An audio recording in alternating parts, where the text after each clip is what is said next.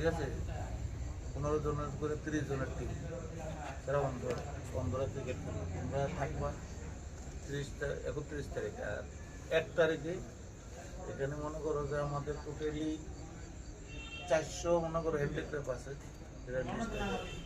400, আর আমাদের লোক হলো 100, 500 লোকের ওজন করা হ্যান্ডিক্রাফট যারা আছে, অন্ধ যারা আছে, তাদেরকে এখানে খাওয়াবো দুপুরবেলায়।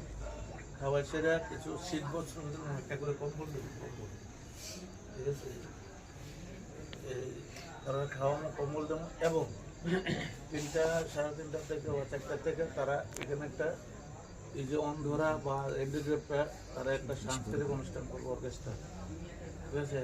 অন্ধ আগরতলার তো লুকাইবো, অন্ধ লুকাইবো, গান গাইব। তারা প্রোগ্রামটা চলবো 7টা অবধি।